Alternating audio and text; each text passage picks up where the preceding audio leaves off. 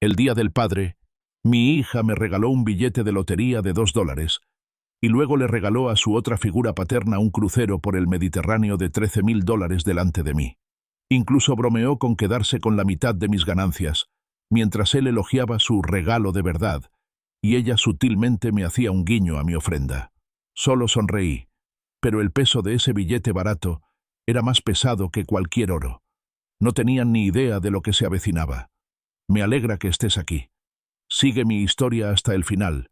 Dale a me gusta, comparte y comenta la ciudad desde la que me estás viendo para que pueda ver el alcance de mi historia. El Día del Padre, un día destinado a la apreciación silenciosa y la calidez familiar, se transformó en un espectáculo en mi propia casa. Había preparado una cena sencilla, de esas que a Clara le encantaban, con la esperanza de volver a tiempos más sencillos, un respiro momentáneo de las corrientes invisibles que habían comenzado a separar a nuestra familia. El aroma a pollo asado y hierbas frescas impregnaba el aire, un aroma que siempre asocié con buenos recuerdos. Mi hija Clara, mi yerno Thomas, sus hijos Eleanor y Leo, y Edgar, el padrastro de Clara, estaban reunidos alrededor de la mesa del comedor. Mi hermana Martha también estaba allí. Su presencia era un ancla reconfortante en las arenas movedizas de nuestra dinámica familiar. La cena en sí fue bastante cordial. La charla habitual sobre la escuela, el trabajo y los planes de verano llenaba los silencios. Pero una cierta tensión zumbaba bajo la superficie, una silenciosa anticipación que, quizás ingenuamente, intenté ignorar. Sabía lo que venía, o al menos creía saberlo. Clara siempre había sido de las grandes figuras, incluso cuando esas figuras parecían un poco intencionadas. Después de retirar los postres, Clara, con un gesto que me resultó familiar y cada vez más irritante, se levantó de su asiento. Llevaba en la mano un pequeño paquete envuelto en papel brillante, demasiado pequeño para contener algo de valor significativo. Se acercó a mí, con una sonrisa en los labios, pero sus ojos tenían un brillo que no pude descifrar. «Papá», anunció, con la voz un poco alta, atrayendo la atención de todos, «aquí tienes tu regalo». Me extendió el paquete. Mis dedos juguetearon con la cinta, ya sospechando lo que se escondía bajo el papel festivo. Dentro había un billete de lotería endeble y raspadito. $2. Lo levanté con una leve sonrisa, intentando disimular el repentino bajón del estómago.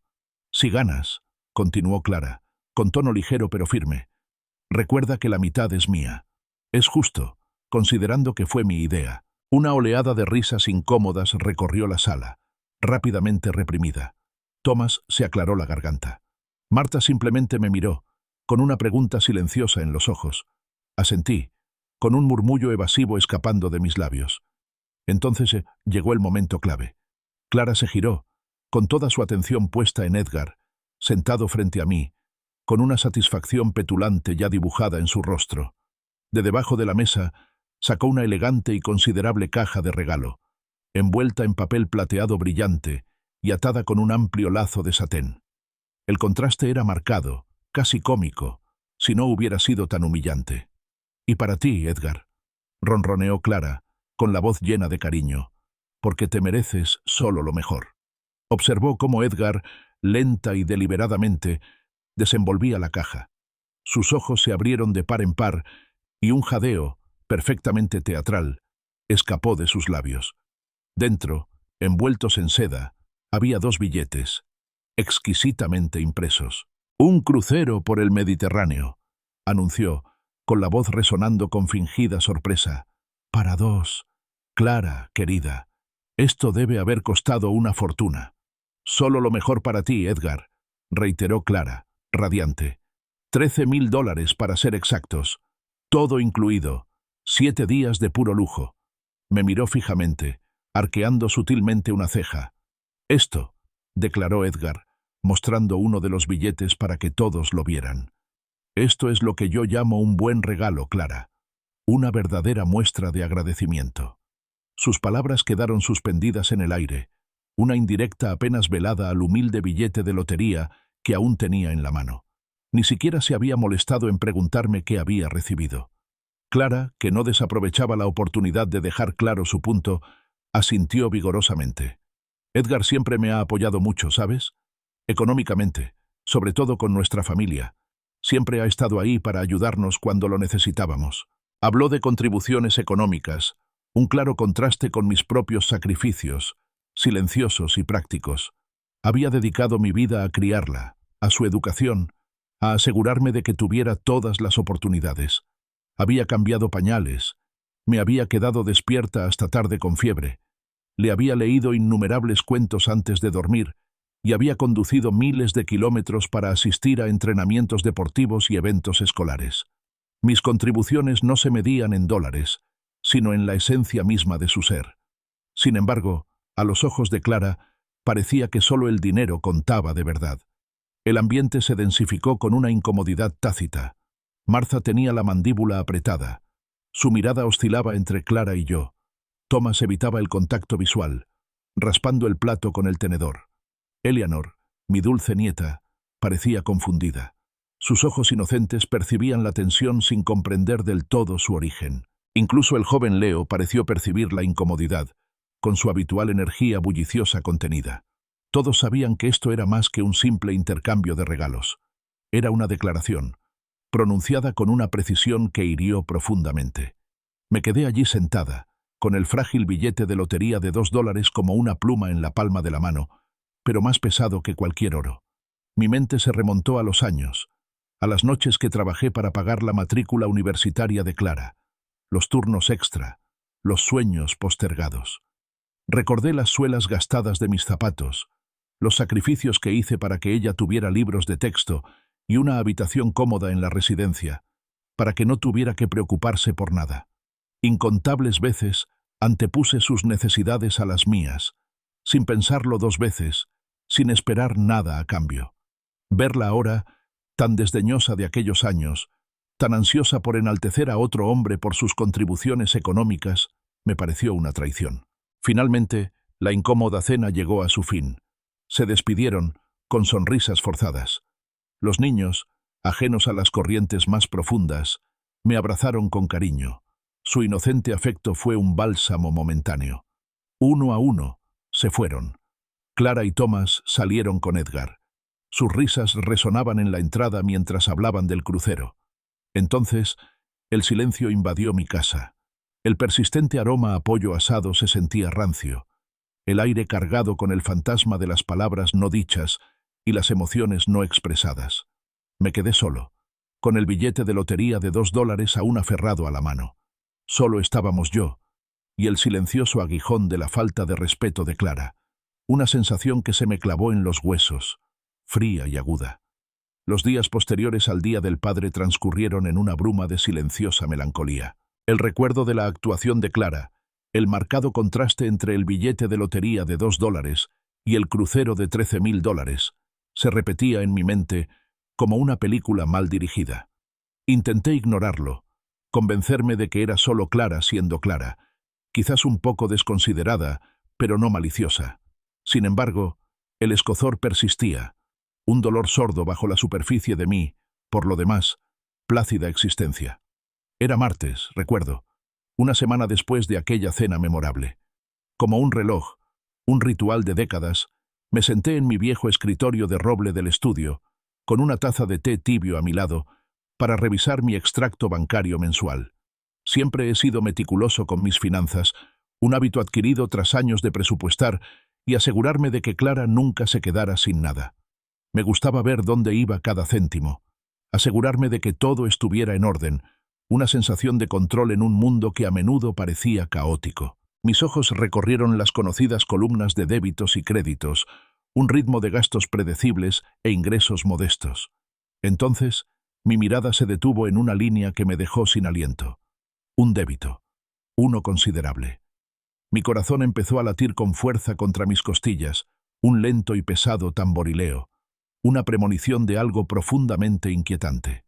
Servicios de viaje premium, decía, y junto a él, la cifra, $13.000. $13.000. La cifra resonó en mi mente, una suma familiar. Era el precio exacto que Clara había declarado con tanto orgullo para el crucero por el Mediterráneo de Edgar.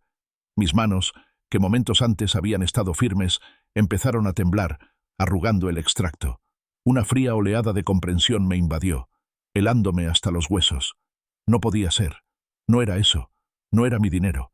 Pero la verdad era innegable, cruda y brutal.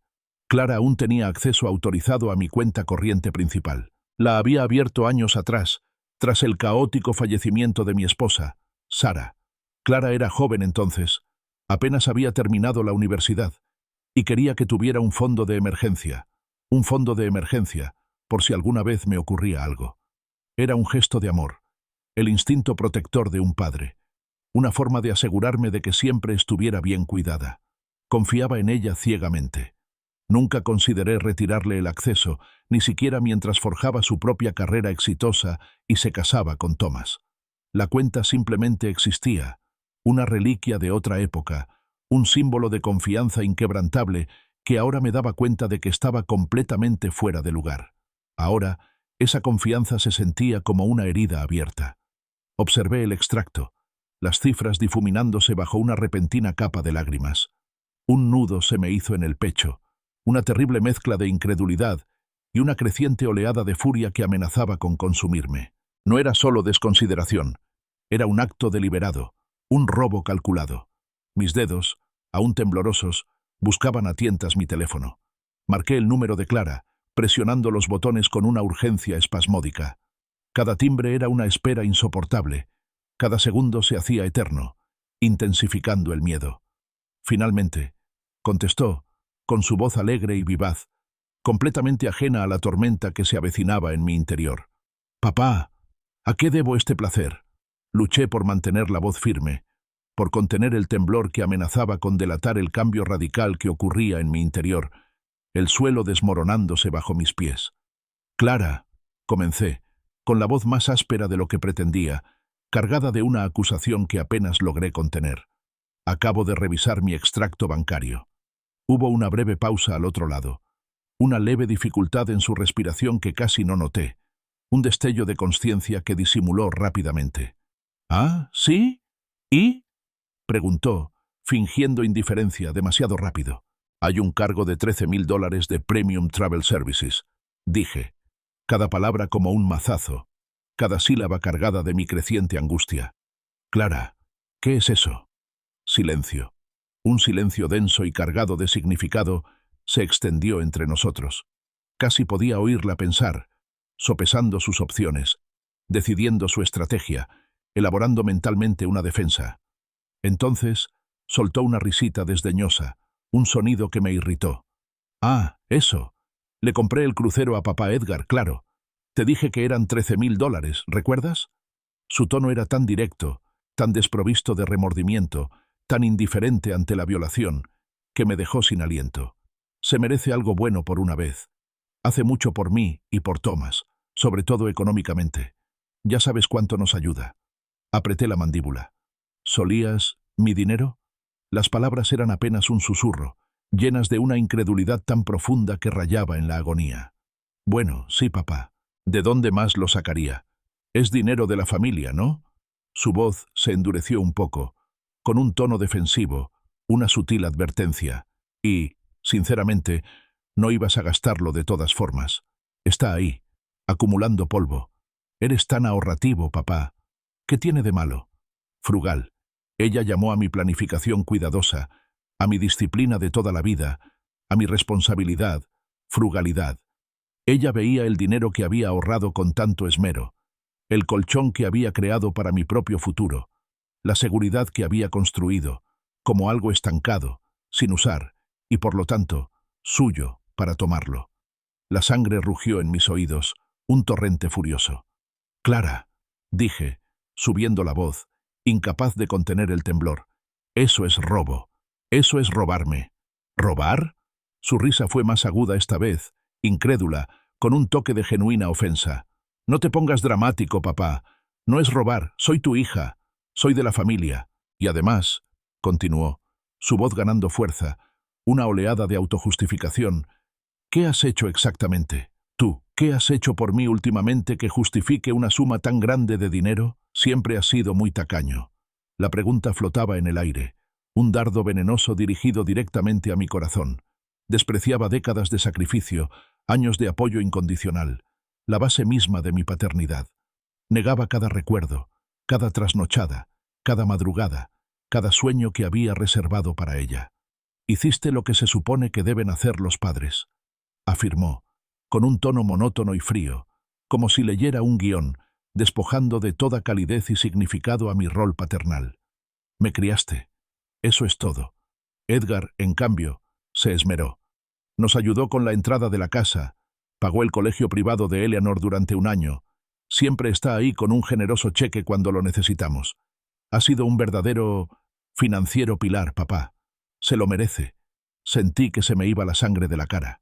La pura audacia, el desprecio frío y calculado por el trabajo de toda mi vida, la descarada preferencia por un hombre que me había aportado dinero en lugar de un padre que me había proporcionado todo lo demás, me dejó completamente sin palabras. Todos esos años trabajando en 2 empleos, renunciando a vacaciones, conduciendo un coche viejo y destartalado, para que ella pudiera tener libros de texto, experiencias y una vida mejor que la mía. Todo ello reducido a lo que se supone que deben hacer los padres. Mientras que Edgar, que había entrado en su vida mucho más tarde, fue elevado a un pedestal por sus contribuciones monetarias, su estatus de pilar financiero. Un profundo y doloroso vacío me invadió el pecho. No era solo el dinero, era el absoluto desprecio, la total falta de reconocimiento por el amor y la dedicación que le había dedicado.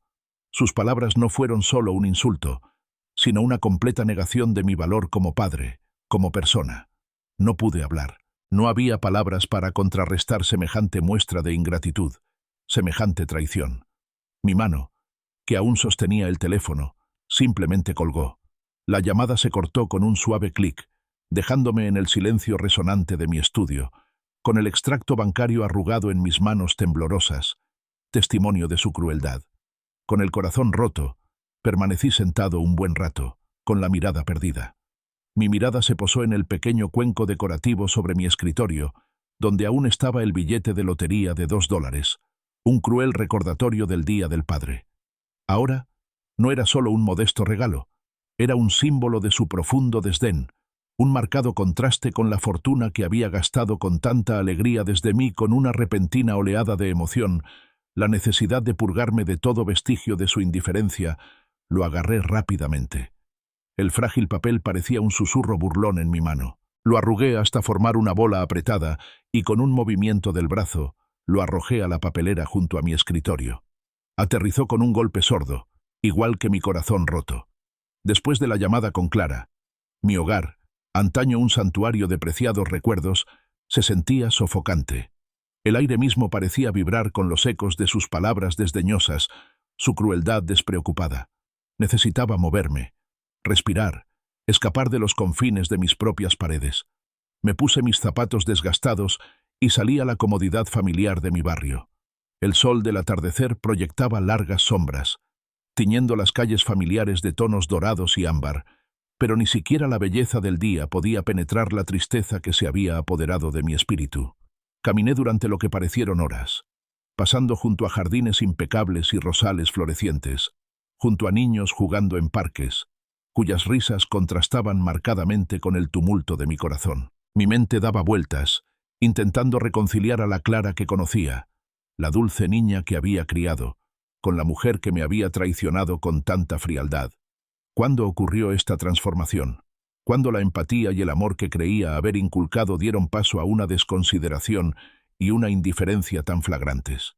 ¿Fue gradual, una erosión lenta que había sido demasiado ciega para ver, o fue un cambio repentino y aterrador? Mientras caminaba, mi teléfono vibró en el bolsillo. Era un mensaje de Clara. Sentí un nudo en el estómago, pero lo saqué. Una curiosidad morbosa me impulsó a leerlo. «Papá, Edgar cree que exageras.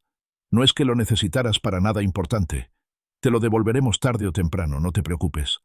Las palabras fueron una herida fresca, una puñalada.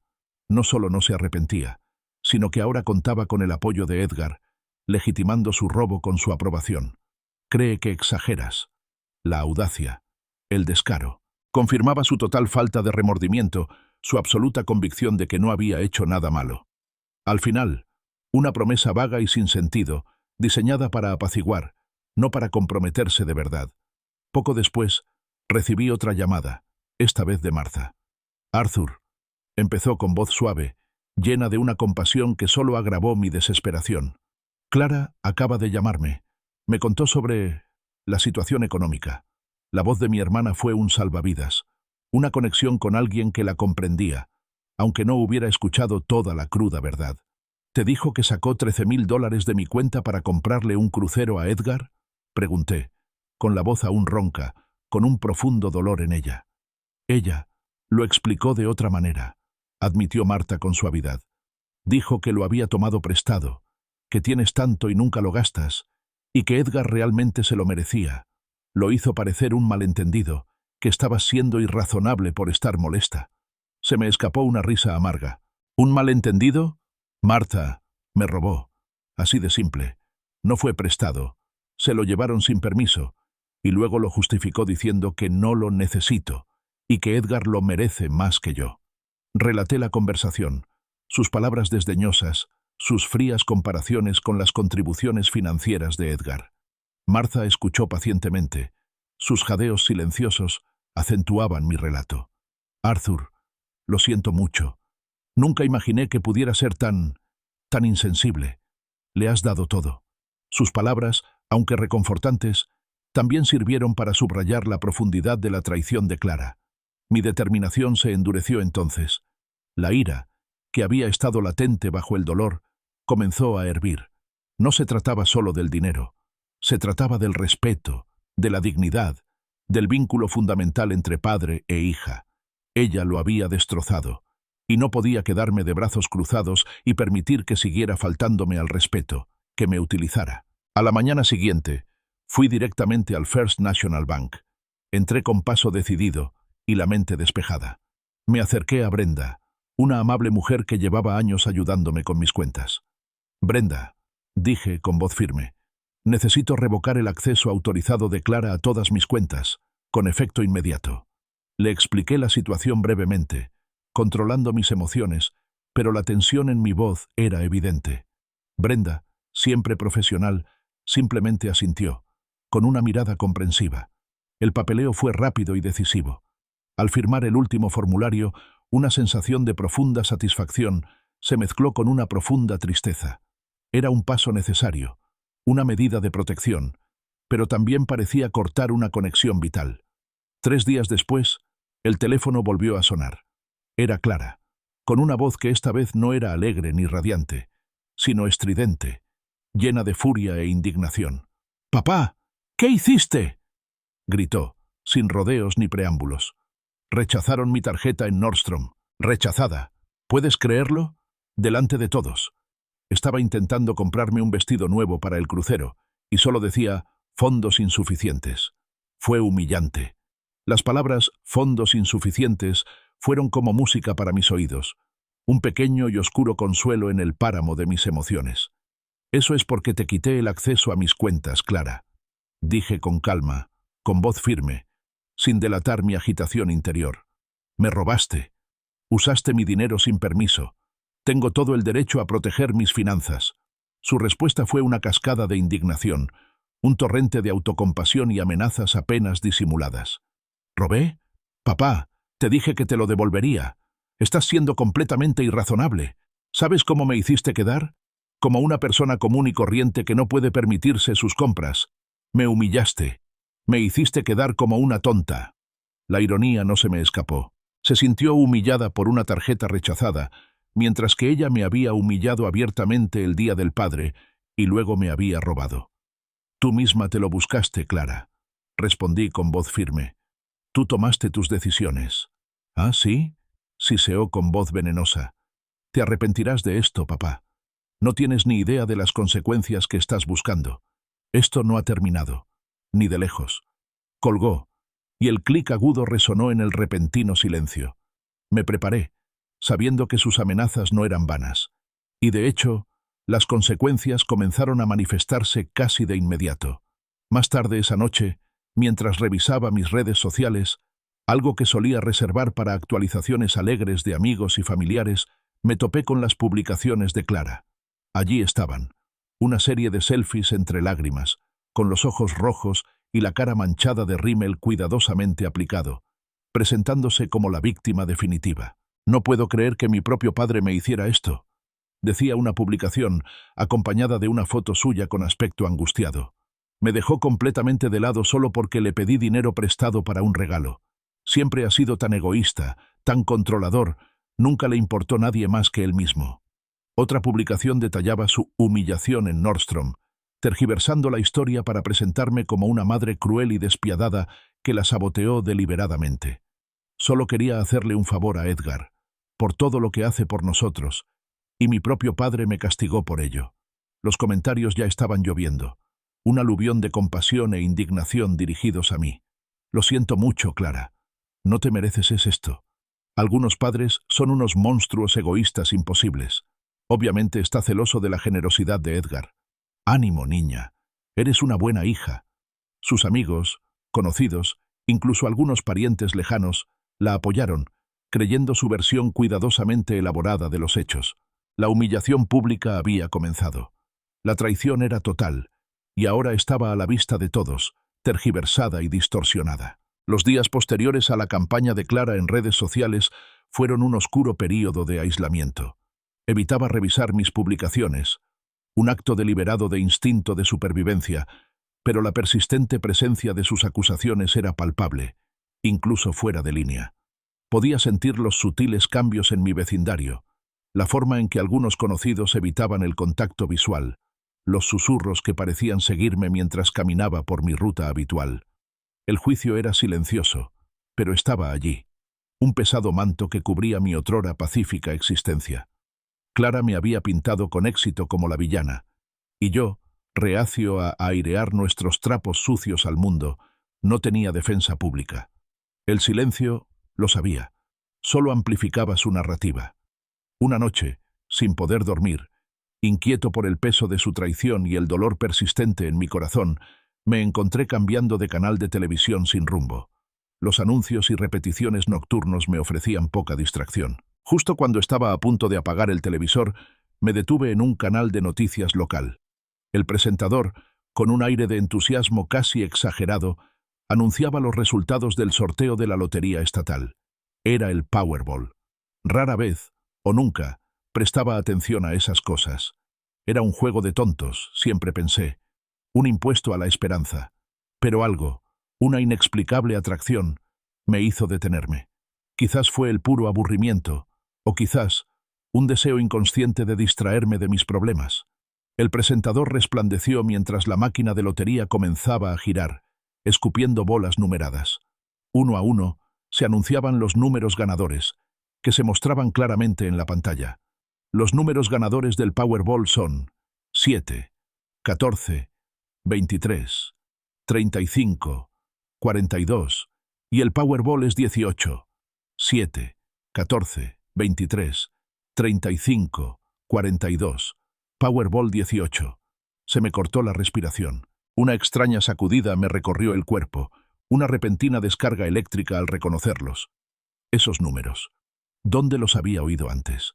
Mi mente, cansada y agobiada, luchaba por ubicarlos. Entonces, con una repentina y vívida claridad que me golpeó como un puñetazo, recordé. El billete de lotería. El raspadito de $2 que Clara me había regalado el día del padre, el que había arrugado y tirado a la basura. No era un raspadito, era un billete de Powerball, uno de selección rápida. Esos eran los números. Un miedo gélido se mezclaba con una creciente sensación de incredulidad. No, no podía ser. Era imposible. Una broma de $2, símbolo de su desprecio, no podía albergar un secreto tan monumental. El corazón me latía con fuerza, un latido frenético de pánico creciente y una esperanza absurda y frágil. Salté del sillón, con las piernas entumecidas de estar sentada, y corrí a la cocina. Mis ojos se dirigieron a la papelera junto a la encimera, la misma donde había tirado la multa con rabia días atrás. Estaba rebosante, una mezcla de pozos de café, papel arrugado y restos de comida olvidados. Mis manos, ahora temblando incontrolablemente, se hundieron en el desastre.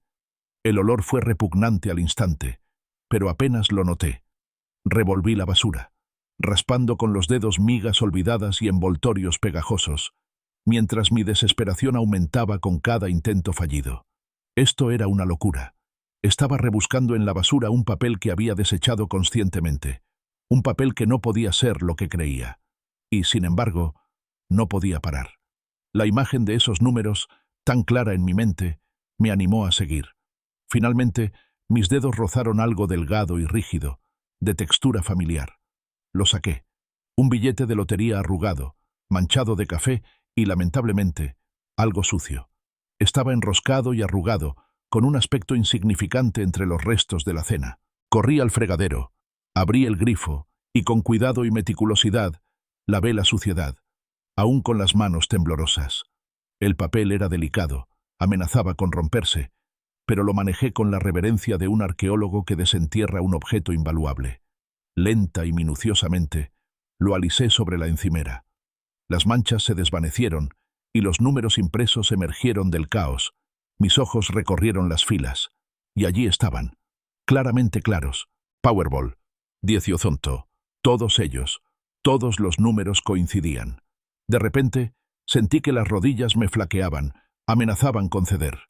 Me agarré al borde del mostrador, intentando estabilizarme mientras empezaba a comprender la realidad de lo que tenía entre manos. No se trataba de un simple billete, era el premio gordo del Powerball, una suma enorme e inimaginable. El presentador lo había mencionado hacía unos momentos. 120 millones de dólares. 120 millones de dólares. Una risa incrédula, seca y ronca, brotó de mi garganta. Sonaba extraña, casi frenética.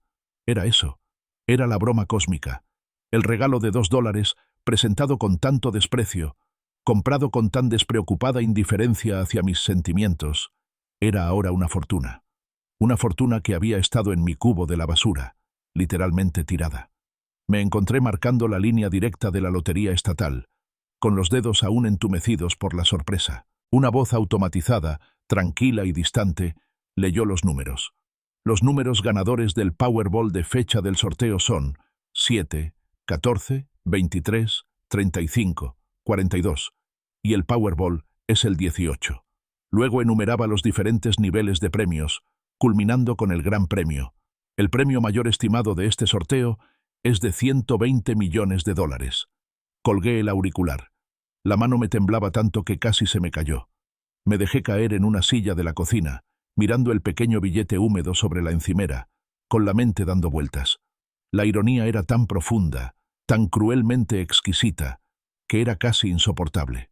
Esta enorme fortuna, una cantidad de dinero que me cambiaría la vida, me había sido entregada como un gesto despectivo, mezquino y desdeñoso. Era una broma, un símbolo de la ingratitud de mi hija, comprada con dinero que, en realidad, me había robado para derrocharlo en otro hombre. Y entonces, la voz de Clara resonó en mi mente, clara como una campana, rompiendo el silencio atónito. «Papá, aquí tienes tu regalo. Si ganas, recuerda que la mitad es mía». Sus palabras, antes pronunciadas como una exigencia casual, casi burlona, ahora adquirieron un significado aterrador y monumental. Si te sientes con los nervios de punta, créeme, aún no has visto nada. La historia se vuelve aún más emocionante a partir de aquí. No te pierdas ni un solo giro. Dale a me gusta a este video, compártelo con tus amigos y suscríbete para no perderte el siguiente capítulo de este increíble viaje. No querrás perderte el desarrollo de la historia. El billete de lotería arrugado y manchado yacía en la encimera de mi cocina, un testimonio silencioso de un increíble giro del destino. Lo miré durante horas, con la realidad de 120 millones de dólares dando vueltas en mi mente, una sensación vertiginosa y desorientadora.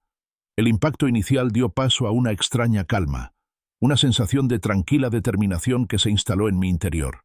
Sabía lo que tenía que hacer. A la mañana siguiente, armado con el preciado y frágil billete y una copia meticulosamente documentada de mi extracto bancario que mostraba el cargo no autorizado de $13,000 de Premium Travel Services, emprendí el largo viaje hacia la sede de la Comisión de Lotería de Ohio en Columbus. El viaje se sintió surrealista. Las carreteras familiares, los campos interminables, las calles bulliciosas de la ciudad, Todo parecía existir en una dimensión separada de la mía, como si yo fuera un simple observador distante. Mis manos, sorprendentemente firmes, aferraban el volante, mientras que el billete ganador, cuidadosamente guardado en una bolsa de plástico sellada, reposaba en un maletín en el asiento del copiloto, siempre a mi vista. Al llegar, el imponente edificio de la Comisión de Lotería me hizo sentir como si hubiera entrado en otro mundo. Me dirigieron a una zona segura, donde me recibió una funcionaria amable, pero con evidente experiencia, llamada la señora Kim. Tenía un semblante tranquilo y una sonrisa forzada, pero en sus ojos se reflejaba una chispa de curiosidad, mientras depositaba con cuidado el billete dañado sobre su escritorio. «Bueno, esto parece una historia muy interesante, señor», comentó, examinando el billete ligeramente descolorido y arrugado. «Un premio mayor de Powerball de 120 millones de dólares. ¿Y dice que lo encontró en la basura?» No había juicio en su voz, solo un reconocimiento profesional de las inusuales circunstancias. Asentí, y breve y sucintamente, le conté la historia del Día del Padre, el regalo de $2, el dinero robado para el crucero de Edgar y mi posterior, lleno de rabia. Descarté lo que creía un papel sin sentido. No mencioné a Clara por su nombre, solo a mi hija. La señora Kim escuchaba pensativa. Su mirada ocasionalmente iba del billete a mi rostro. Me explicó el proceso de verificación para un premio tan sustancial. Para un premio gordo de este tamaño, señor Peterson, necesitamos un periodo de verificación de 48 horas. Tendremos que confirmar la autenticidad del boleto, contrastarlo con nuestros sistemas y asegurarnos de que se cumplan todos los protocolos. Por supuesto, se realizan exhaustivas comprobaciones de antecedentes.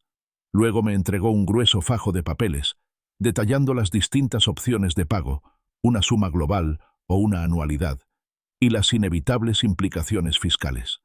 Mi mente, aún aturdida por los acontecimientos de los últimos días, luchaba por comprender la enorme cantidad de información.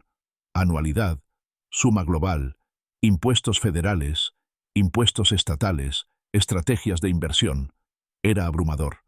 Firmé aturdido donde me indicaba, sintiéndome como si mi firma estuviera distante, casi ajena. Nos pondremos en contacto con usted en 2 días hábiles, señor Peterson, una vez que todo esté confirmado, concluyó la señora Kim con una sonrisa inquebrantable. Me entregó el recibo del billete y un grueso paquete de folletos informativos. Enhorabuena, de antemano, por supuesto. Mientras conducía a casa, el paisaje fuera de la ventanilla parecía desdibujarse. Las calles familiares que había recorrido innumerables veces ahora parecían de otro mundo, imbuidas de un significado nuevo, casi amenazante. Mi futuro, antes tan predecible, se había fragmentado en 1000 posibilidades deslumbrantes, ninguna de las cuales jamás había imaginado. Apenas había entrado en mi casa cuando un coche, conduciendo a una velocidad temeraria, frenó bruscamente detrás de mí. Era el sedán de Clara, que ya conocía. Antes de que pudiera apagar el motor, salió corriendo del coche, con el rostro enrojecido y la mirada desorbitada, con una mezcla de incredulidad, emoción y una avaricia aterradora. ¿Cómo podía saberlo? La comisión apenas había comenzado su proceso de verificación. «Papá, ¿es cierto?», chilló, abriendo de golpe la puerta antes de que pudiera siquiera abrirla. Su voz ya estaba cargada de una histeria exigente. «120 millones de dólares. ¿De verdad?». Me quedé en mi sala, todavía con el paquete de la comisión de lotería en la mano, con un profundo cansancio invadiéndome. «¿Cómo lo supiste, Clara?», pregunté con voz tranquila, casi sin emoción. «No importa cómo lo sepa», replicó, desestimando mi pregunta con un gesto frenético de la mano. «Lo que importa es que es real, y sabes lo que eso significa, ¿verdad?». Sus ojos brillaron, fijos en mí con una intensidad inquietante. «¿Recuerdas lo que dije el Día del Padre? ¿Recuerdas? La mitad es mía. Teníamos un acuerdo. Te di ese boleto, lo compré para ti. Dijiste que si ganabas la mitad era mía». Sus palabras, antes una broma casual, casi burlona, ahora tenían la fuerza de una declaración legal. «Incluso tenemos testigos, papá. Thomas, Martha, Edgar, todos te oyeron aceptar. Es un contrato legalmente vinculante, un acuerdo verbal». La miré. Miré de verdad a la mujer en la que se había convertido mi hija. «Es mi hija», y sentí un vacío escalofriante. La persona que estaba frente a mí era una desconocida, consumida por la codicia. Respiré hondo, recuperando la compostura, con la voz firme a pesar de la tormenta que me azotaba por dentro. «Clara», dije, cada palabra lenta y pausada. «Ese billete fue un regalo, sí, pero fue un regalo comprado con dinero robado. Mi dinero. Los $13.000 que sacaste de mi cuenta para comprarle un crucero a Edgar. ¿Recuerdas eso?» El color desapareció de su rostro, pero solo por un momento. Regresó rápidamente, intensificado por la rabia. «Eso es irrelevante», espetó, con la voz alzada en un tono frenético. «Eso es completamente aparte. Se trata del billete de lotería. Tenían un acuerdo. Te demandaré, papá. Te llevaré a juicio y me aseguraré de que todos sepan qué clase de hombre eres en realidad. No puedes simplemente dejarme fuera de esto. Es mi dinero también». Ella seguía despotricando, un torrente de amenazas y acusaciones, con el rostro desencajado por la furia y la incredulidad de que siquiera considerara negársela. Me quedé allí, observándola, con la documentación oficial de mi premio mayor de $120 millones aún aferrada en la mano. El peso de aquella increíble fortuna me pesaba, no de alegría, sino de un cansancio inmenso y profundo. La batalla acababa de comenzar, y los buitres ya volaban en círculos. La mañana después del furioso enfrentamiento con Clara, se sintió menos como un despertar y más como estar en medio de una tormenta. Mi teléfono, que normalmente solo vibraba con un puñado de notificaciones de aplicaciones del tiempo o algún mensaje ocasional de Marta, vibraba sin parar en mi mesita de noche. 15 llamadas perdidas, 12 mensajes nuevos, un torrente incesante de alertas en redes sociales. Sentí un nudo en el estómago ante el presentimiento de un desastre. Cogí el teléfono, con dedos vacilantes. La pantalla brillaba con el nombre de Clara repetido una y otra vez, intercalado con mensajes de números que no reconocía. Con el miedo revolviéndome el estómago, abrí mis redes sociales. Parecía que el mundo había estallado de la noche a la mañana. Clara había estado ocupada.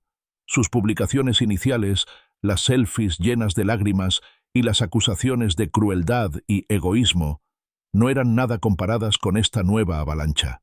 Ahora había escalado su narrativa a un nivel escalofriante. Sus últimas publicaciones me acusaban de maltrato a personas mayores al revés, una versión retorcida y manipuladora de la verdad.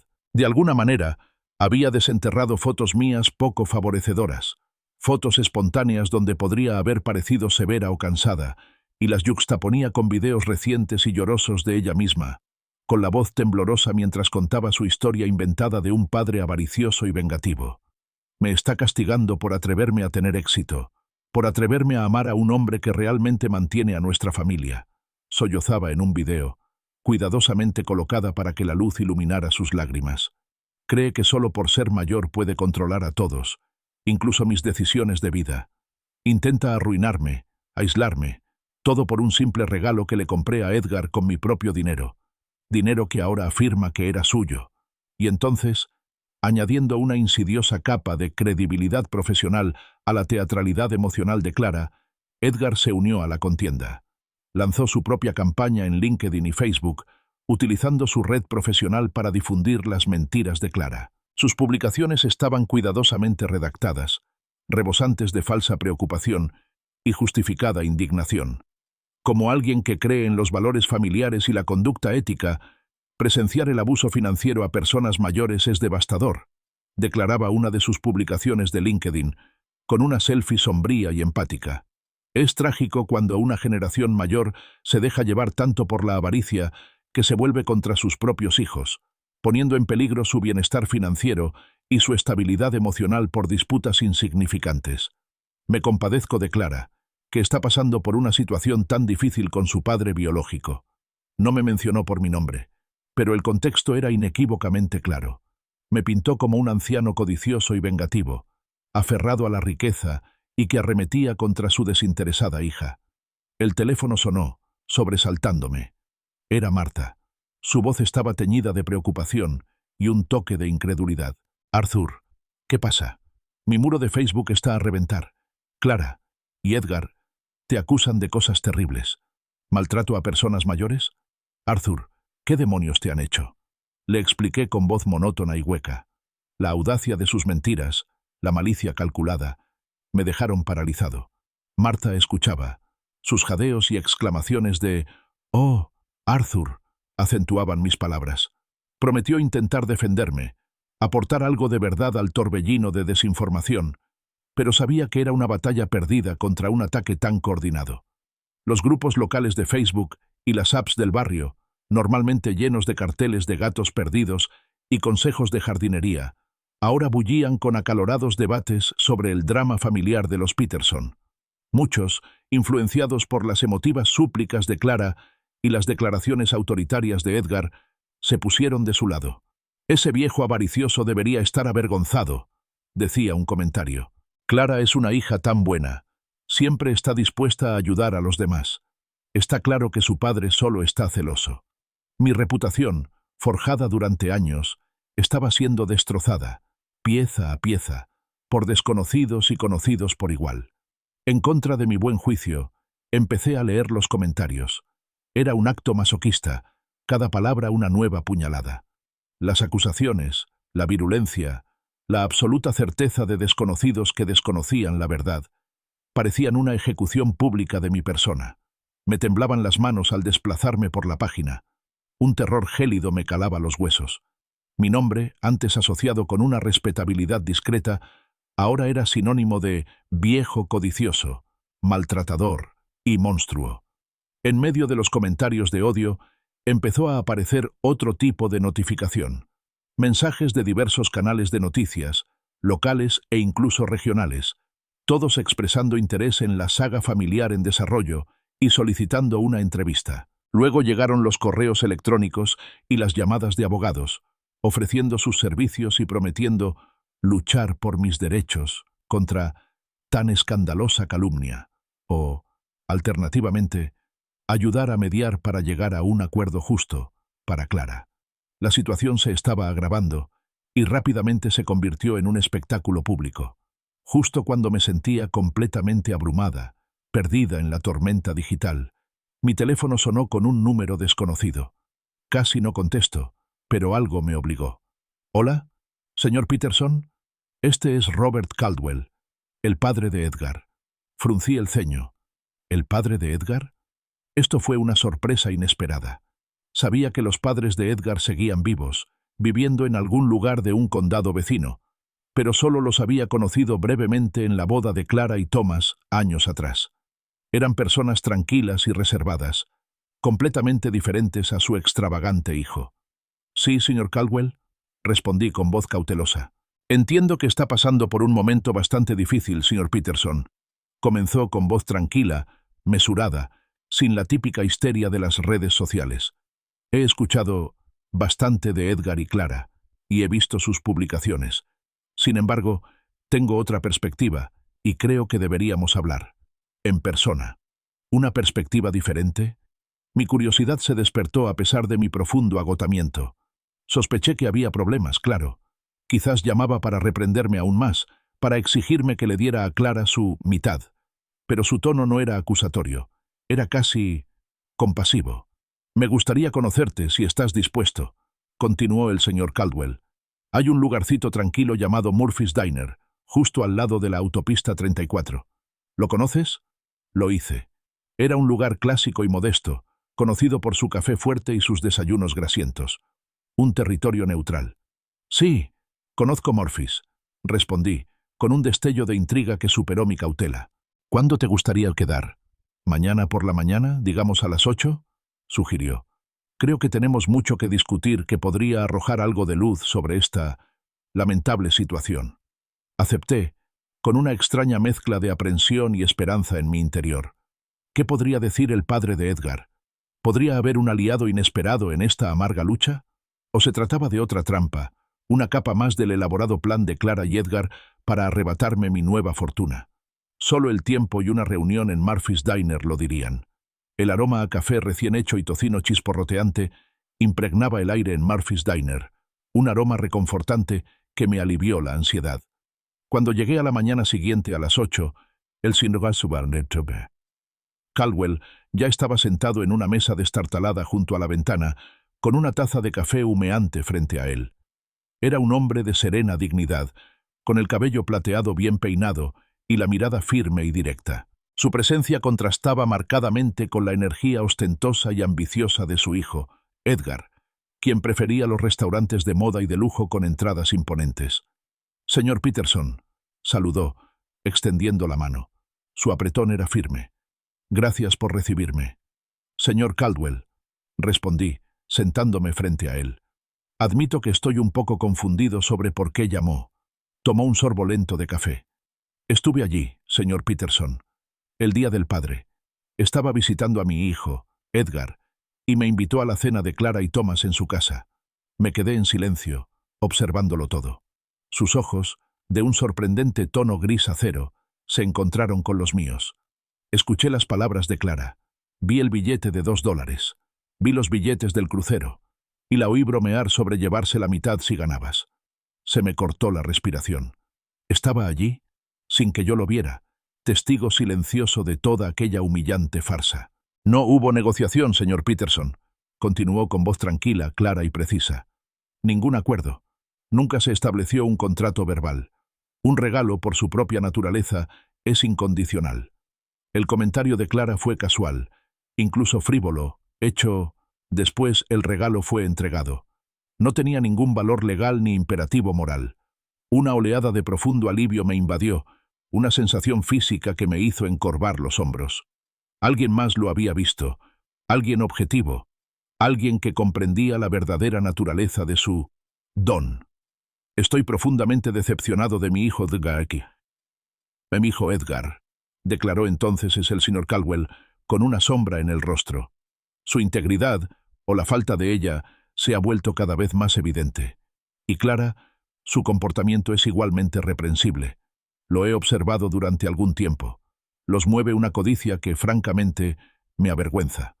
Hizo una pausa con la mirada ligeramente endurecida. «Creo en la verdad, señor Peterson, y creo en la justicia. Lo que le están haciendo, presentándolo como un villano en redes sociales, es un escándalo absoluto. Es una campaña de desprestigio calculada». Sacó su teléfono. «Mi nombre tiene mucho peso en esta comunidad, señor Peterson. He sido un empresario respetado aquí durante más de 40 años. La gente escucha lo que tengo que decir». Con unos pocos toques, redactó una declaración detallada. Escribió sobre su asistencia a la cena del Día del Padre, confirmando que el regalo del billete de lotería de Clara se hizo sin condiciones previas ni acuerdo para compartir las posibles ganancias. Desmintió elocuentemente las afirmaciones de Clara sobre un contrato verbal, destacando la naturaleza incondicional de un regalo.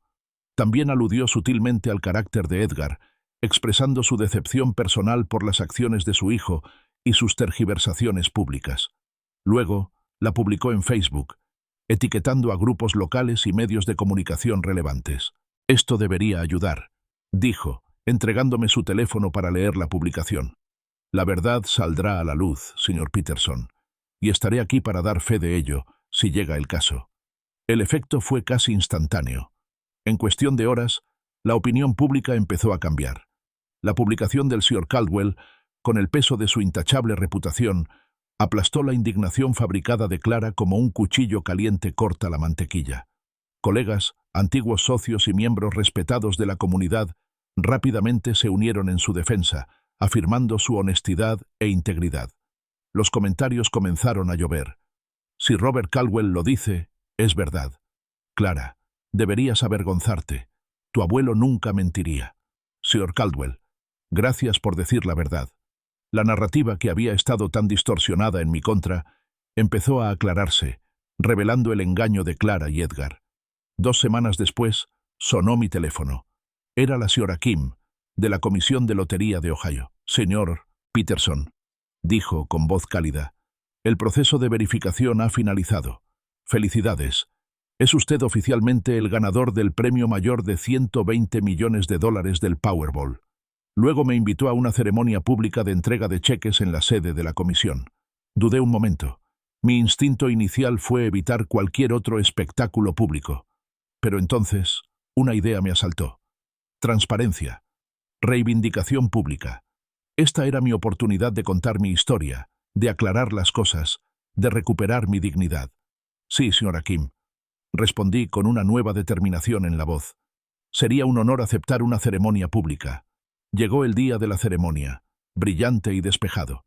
El auditorio de la comisión estaba abarrotado de reporteros, con las cámaras encendidas y los micrófonos al frente. Subí al escenario con un ligero temblor en las manos, pero una silenciosa fuerza en el corazón. La señora Kim me presentó con una voz radiante y me entregó un cheque enorme, adornado con la asombrosa suma, $120,000. Tomé el micrófono con voz clara y firme. Hablé de gratitud, de bendiciones inesperadas, de la responsabilidad que conlleva semejante fortuna. Hablé de mi intención de usar el dinero sabiamente, de ayudar a los demás, de contribuir positivamente a la comunidad que, por un breve tiempo, había creído lo peor de mí. No mencioné a Clara ni a Edgar, pero mis palabras fueron un sutil contrapunto a su narrativa de avaricia y derecho. Justo cuando estaba a punto de terminar, se desató un alboroto al fondo de la sala. Las puertas se abrieron de golpe, y entraron corriendo Clara y Edgar, con el rostro desencajado por la furia. Clara, con el pelo revuelto y los ojos encendidos, me señaló con un dedo tembloroso. «¡Ese es mi boleto!», gritó, y su voz resonó en el silencio atónito que había invadido la sala. «Teníamos un acuerdo. Es un mentiroso. Me prometió la mitad». Y Edgar, igualmente enfurecido, empezó a gritar. «¡Se lo robó! ¡Es un fraude!». Los guardias de seguridad entraron rápidamente, formando una barrera entre la pareja que gritaba y el escenario. Los reporteros, percibiendo una nueva perspectiva, se abalanzaron sobre el caos, poniéndoles micrófonos en la cara. Mantuve la calma, mirando directamente a la cámara que me apuntaba. «El boleto fue un regalo del Día del Padre», dije con voz firme, que se oía por encima del bullicio. «Un regalo dado libremente, sin condiciones. El señor Robert Caldwell, un miembro respetado de esta comunidad irónicamente, el padre de Edgar, ya ha confirmado públicamente las circunstancias en las que se entregó ese regalo. No hubo ningún acuerdo, ninguna promesa de compartir. Me tomé un momento para que mis palabras calaran hondo. Mi intención es usar esta bendición para hacer el bien, vivir con integridad y honrar los sacrificios que realmente importan en la vida». Al alejarme del podio, dejando a Clara y Edgar discutiendo histéricamente con seguridad y periodistas desconcertados en el estacionamiento, sentí una profunda sensación de cierre. La verdad, por fin, había salido a la luz, ante el mundo. El largo y doloroso capítulo de traición había terminado, reemplazado por un futuro nuevo e incierto, pero uno que yo navegaría bajo mis propios términos. La mañana siguiente a la caótica ceremonia de la lotería, amaneció con un silencio inesperado. El bullicio habitual del barrio se sentía apagado, el aire sorprendentemente quieto. Esperaba más virulencia, más atención mediática, pero durante unas preciosas horas, todo estuvo en calma. Mi teléfono, tras días de zumbido incesante, permaneció en silencio. Sentado a la mesa de la cocina, tomando café, con una sensación de agotamiento mezclada con una profunda y serena paz. La verdad había salido a la luz. Mi reputación, salvada. Entonces, un golpe vacilante resonó en mi silenciosa casa. Abrí la puerta y encontré a Clara de pie en el porche, con su habitual postura desafiante desvanecida por completo. Tenía los hombros hundidos, el rostro pálido y demacrado, sin maquillaje, los ojos rojos e hinchados. Parecía completamente derrotada. Un marcado contraste con la mujer furiosa y arrogante que me había gritado ayer, o con la víctima que había interpretado en redes sociales. «Papá», susurró, con una voz apenas audible, completamente desprovista de su habitual bravuconería. ¿Puedo hablar contigo? Por favor». Observé su rostro, buscando algún rastro de la manipulación que tantas veces había visto. Pero esta vez parecía diferente. Había una vulnerabilidad genuina en sus ojos, una desesperación que parecía real. Me hice a un lado, dejándola entrar. Pasó junto a mí arrastrando los pies, cabizbajo, y se dejó caer en el sofá de mi sala. Su lenguaje corporal denotaba una derrota absoluta. «Papá, lo siento mucho», empezó con la voz entrecortada. «De verdad, por todo. He estado abrumada y asustada». Se retorció las manos, evitando mi mirada. Sé que he dicho y hecho cosas terribles. Sé que me equivoqué. Solo estaba entrando en pánico. Guardé silencio, permitiéndole hablar, desentrañar su fachada cuidadosamente construida. Ya había visto esto antes, variaciones de esta súplica, generalmente cuando era adolescente y quería algo que sabía que yo no aprobaría. La repentina vulnerabilidad, la disculpa desesperada, la culpa trasladada a circunstancias externas. Esperé. El negocio de Edgar, confesó finalmente, con la voz apenas un susurro. Está quebrando, papá. Totalmente. Nos enfrentamos a una ejecución hipotecaria. Las facturas se acumulan. Debemos casi $400.000. Le temblaba la voz. No he dormido en semanas. Cada noche me despierto empapado en sudor frío, pensando en perderlo todo. Nuestra casa, la escuela de Eleanor, el futuro de Leo. Todo se está desmoronando. Me miró entonces con ojos suplicantes, llenos de lágrimas contenidas. Pensamos que el crucero ayudaría de alguna manera, como un último intento por impresionar a un cliente o algo así. Fue una tontería, lo sé. Y no podíamos cancelar todas esas membresías tan caras que teníamos, aunque sabíamos que estábamos en problemas. Solo intentábamos guardar las apariencias, papá. ¿Sabes lo importante que es eso para la firma de Edgar? Hizo una pausa, respiró temblorosamente y luego se sumergió en su petición, la verdadera razón de esta repentina y cruda honestidad. Papá, sé que parece mucho, pero ¿podrías ayudarnos? ¿Solo por esta vez? $2 millones nos salvarían, pagarían la casa, mantendrían el negocio de Edgar a flote un poco más, nos darían la oportunidad de recuperarnos. Parece mucho, pero no es nada comparado con lo que ganaste, papá. Ahora tienes tanto. Ahí estaba. La verdadera razón. La desesperación era genuina, pero la manipulación seguía ahí, entretejida en sus palabras como un hilo oscuro. No es nada comparado con lo que ganaste.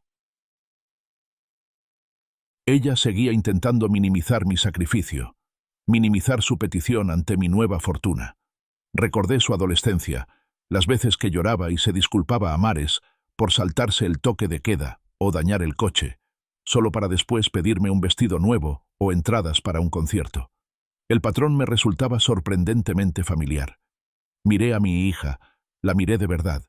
El dolor en sus ojos era real, consecuencia de sus decisiones, del estilo de vida que ella y Edgar habían decidido mantener a pesar de sus dificultades económicas. Y una parte de mí, el padre que la había amado incondicionalmente durante tantos años, aún ansiaba ayudarla. Pero otra parte, la más sabia y fuerte, forjada en el fuego de su traición, sabía que no era así. Clara, dije con voz suave pero firme, no te daré $2 millones. Su rostro se arrugó y una nueva oleada de lágrimas asomó a sus ojos. Papá, ¿cómo puedes ser tan cruel? ¿No te importa tu propia hija? ¿Que tus nietos pierdan su hogar? Me importa mucho, Clara, respondí con la mirada fija, pero no te permitiré más. Tú y Edgar tomaron sus decisiones, vivieron por encima de sus posibilidades y ahora afrontan las consecuencias. Necesitan aprender a resolver sus propios problemas, a responsabilizarse de sus actos y a vivir dentro de sus posibilidades. Darte dinero ahora solo retrasaría lo inevitable y no les enseñaría nada. Su vulnerabilidad, tan cuidadosamente construida, se hizo añicos, reemplazada por una ira fría y familiar. ¿Así que ya está?, espetó, alzando la voz, perdiendo el tono lloroso.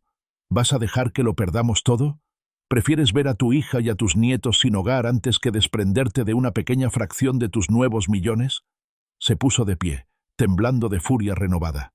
Bien, si así quieres actuar, pero no esperes formar parte de la vida de Leo en adelante, ni de Eleanor, ni de ningún futuro nieto. No tendrás noticias mías. No los verás. ¿Me estás interrumpiendo? Te interrumpo a ti, papá. Para siempre. Su amenaza estaba diseñada para herir, para explotar mi más profundo amor paternal, mi anhelo por mis nietos. Era su arma definitiva, blandida con una ferocidad desesperada. Por un instante, el antiguo Arturo, el que siempre se doblegó a la voluntad de Clara, dudó. Pero el nuevo Arturo, el forjado por la traición y la humillación pública, se mantuvo firme. Simplemente la miré, con una determinación inquebrantable. «Es tu decisión, Clara», dije en voz baja, con una resignación que incluso a mí me sorprendió. y la respetaré. Pero recuerda esto. Siempre estaré aquí si de verdad necesitas ayuda, no solo un rescate. Cuando estés lista para asumir tus responsabilidades y hacer cambios reales, podremos hablar. Me miró boquiabierta, visiblemente sorprendida por mi silenciosa aceptación, por mi negativa a desmoronarme. Sus hombros se hundieron, su ira dio paso a una desesperación derrotada. «Eres cruel, papá», murmuró, con la voz cargada de desprecio. «El dinero te ha cambiado». Se dio la vuelta y salió furiosa. La puerta se cerró de golpe tras ella, dejándome en silencio. Pero sus últimas palabras, resonando en la habitación vacía, resonaron con una verdad accidental. «No, Clara», susurré al aire tranquilo, con una leve sonrisa en los labios. «El dinero no me ha cambiado. El dinero me ha hecho libre. Libre de su manipulación. Libre de su derecho. Libre para finalmente vivir a mi manera». Pasaron 3 meses desde la desesperada súplica de Clara y su dramática salida. 3 meses que parecieron una vida de silenciosa transformación. Sus llamadas, al principio frecuentes y agresivas, se redujeron gradualmente a intentos esporádicos desde números desconocidos.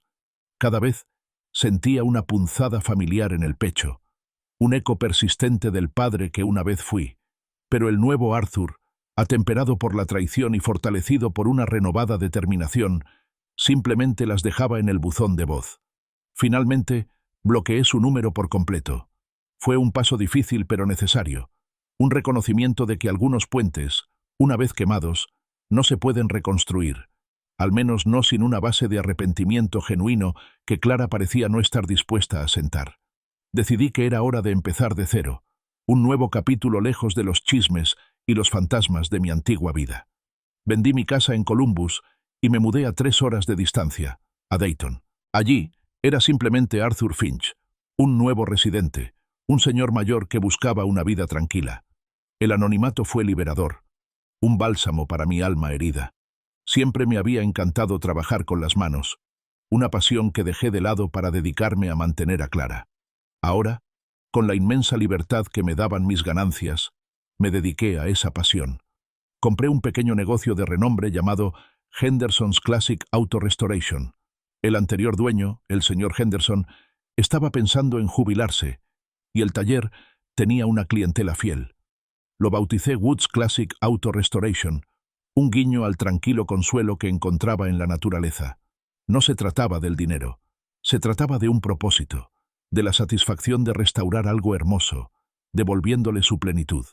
Contraté a unos cuantos mecánicos locales con talento, devolviéndole la vida al viejo taller, y a su vez, yo mismo recuperé mi vida. Pero mi propósito iba más allá de los coches clásicos. Mis dificultades pasadas, la inmensa carga financiera de criar a Clara como padre soltero tras la muerte de Sara, habían dejado una huella imborrable. Recordaba la soledad, la preocupación constante, la falta de apoyo. Este recuerdo, sumado al marcado contraste de las dificultades económicas actuales de Clara y Edgar, me impulsó a actuar. Fundé la Fundación de Apoyo a Padres Solteros. Era una iniciativa discreta, financiada íntegramente con mis ganancias de la lotería, dedicada a brindar asistencia financiera, mentoría y recursos comunitarios a padres solteros que luchaban por criar a sus hijos. Era una forma de retribuir, de honrar los sacrificios de hombres como yo y de crear un legado con significado a partir de una ganancia inesperada que había comenzado con tanto dolor. La vida en Dayton se apaciguó. Mis tardes eran tranquilas, llenas de lectura o de trasteos en el garaje, libres del parloteo incesante de las redes sociales y del peso de los dramas familiares. Mis nuevos vecinos eran amables y modestos.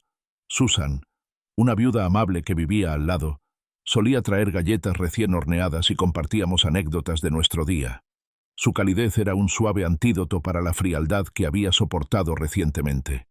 Aquí no había chismes, ni juicios, solo camaradería genuina. A menudo me sentaba en mi recién nombrada oficina en Woods Classic Auto Restoration, reflexionando sobre mi trayectoria. El dinero no me había cambiado, al menos no en el sentido fundamental. Seguía siendo Arthur, seguía siendo frugal, seguía siendo un hombre que valoraba el trabajo duro y la integridad. Sin embargo, lo que el dinero sí había hecho era revelar la verdadera personalidad de quienes me rodeaban y, quizás, revelar algunas verdades incómodas sobre mí mismo. Me mostró mis propias tendencias permisivas, las formas en que había permitido que Clara dictara mi bienestar emocional durante demasiado tiempo. Me dio el coraje y los medios para finalmente poner límites, protegerme y forjar un camino basado en mis propios valores, no en las expectativas o exigencias de los demás. Las llamadas de números desconocidos seguían llegando, de vez en cuando, pequeños susurros digitales de mi pasado. Sospeché que eran Clara, tal vez Edgar, tanteando el terreno, esperando que me hubiera ablandado, esperando otra oportunidad de fortuna. Pero todas iban al buzón de voz, sin respuesta, sin ser escuchadas. Había hecho las paces. Cada coche restaurado que salía de mi taller, reluciente bajo el sol de Dayton, me traía una profunda satisfacción. Cada subvención otorgada por la Fundación de Apoyo a Padres Solteros, cada historia familiar que recibía ayuda, me traía una alegría inmensa que ningún dinero podía comprar. Estaba construyendo algo, no solo un negocio, sino un legado, un propósito que trascendía la simple acumulación de riqueza. Enmarcado y exhibido prominentemente en la pared de mi oficina, no como un trofeo de riqueza, sino como un conmovedor recordatorio de un momento crucial, estaba el humilde billete de lotería de $2.